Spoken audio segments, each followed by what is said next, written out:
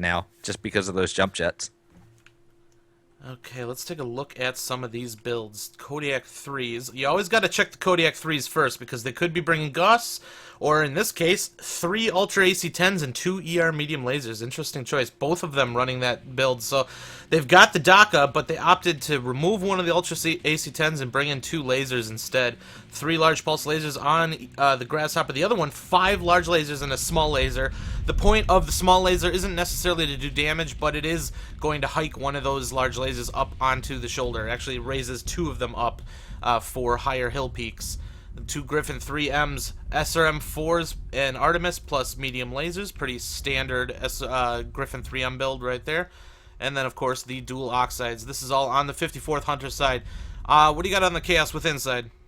We got a Warhammer 6R with dual Ultra AC5 and medium pulse, a little bit of a different build than what we usually see on the Warhammers. ER larges and medium pulses on the Hunchback, again, a little strange of a build.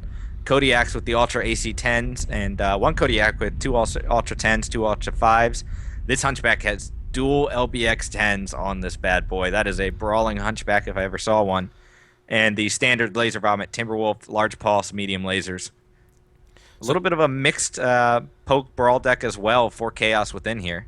Chaos Within has taken the D4 up into the Epsilon corner, and 54th Hunters is doing a little bit of a tour around the Theta ramp here, and it looks like they're going to start poking up.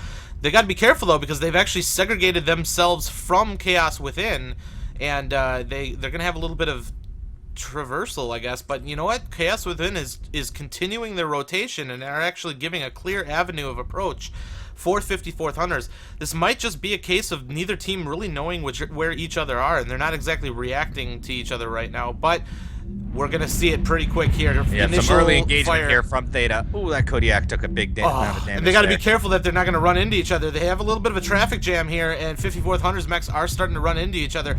A lot of dock fire going back and forth, just armor just shredding all over the place. Kodiak 3 down to 72% now for Chaos Within, and 54th Hunters is starting to lay this fire downfield, but both teams just seem content with trading at this point. Yeah, 54th Hunters feels like they've got a little bit more of a power position here. The Kodiaks are trying to peek while 54th is just standing on Theta, just taking the damage and dealing out more than they're receiving here. So while 54th Hunters is sitting here trading on Theta, the 2 light mechs for Chaos Within are actually going around in an attempt to get the 4 cap, but 54th Hunters has called the charge, and they are heading straight into the Chaos Within line. It is going to be an 8v6 battle without those 2 Chaos Within lights here. Let's see if that affects the outcome of this battle. Generoxide moving up into their face, dropping some SRMs at close range, and they are fighting around this rock. We got some strikes going back and Kodiaks forth. are getting pounded there. Oh man, just ate another airstrike. Both Kodiaks dangerously hurt for Chaos Within. They've got some weapons stripped off as well. Losing 200 tons off the field would be a devastating blow, but they are falling back.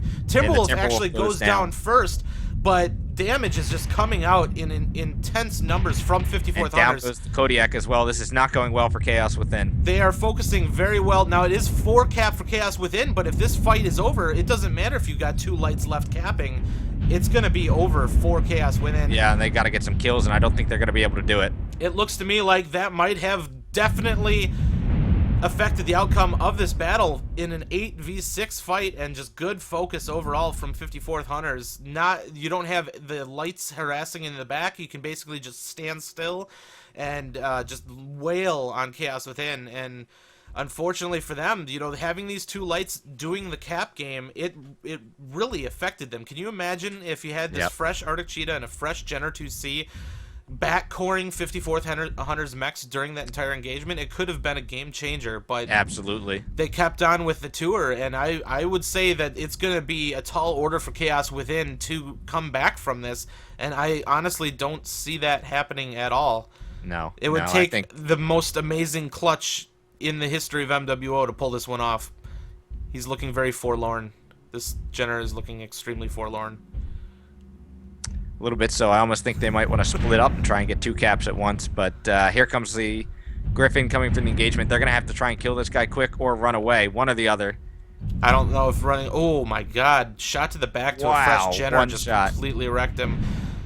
And I think that's going to be all she wrote for Chaos Within. Well fought, though, but 54th Hunters identifying that the time was now, and they took it straight to Chaos Within.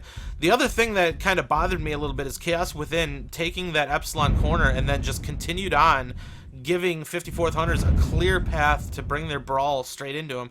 At first, I was like, hey, cool. Chaos Within took a corner that has a nice big pit in front of it. That's going to give them the option to shoot any incoming mechs relatively reliably. But then they just continued on, and there's a nice, easy road to get to the fight. So, And the poor Arctic Cheetah with the faceplant to end the game after being bullied by all those mechs. 54th Hunters takes it over Chaos Within for drop 0.5, 1.5, or whatever the hell this is. But we are going to try and get into another drop as quick as possible. I will bring up the beer at back screen after we do a little bit of a post-game analysis here, but we're going to see if we can find you guys one really quick. So we might cut this a little bit short, but let's take a look at the map. And I got to get the map open. Here we go. Alright, so we had initial movement from Chaos Within going around the Epsilon corner, and while that occurred, we had a tour, actually not there, let me get it right. If I'm going to do it, I got to do it right.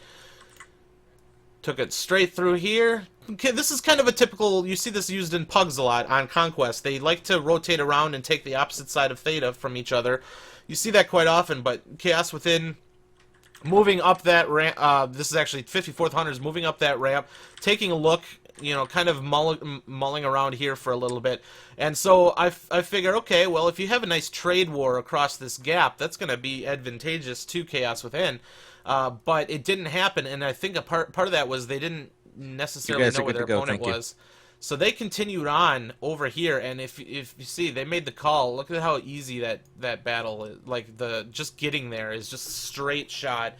You just take it to them. They had a nice big trade war at the beginning, and it was hard to say who was trading better at the time. But regardless, while this is happening, you've got just this light mech, you know, going around the outside thing going on, and having two mechs out of the fight, ultimately 6v8.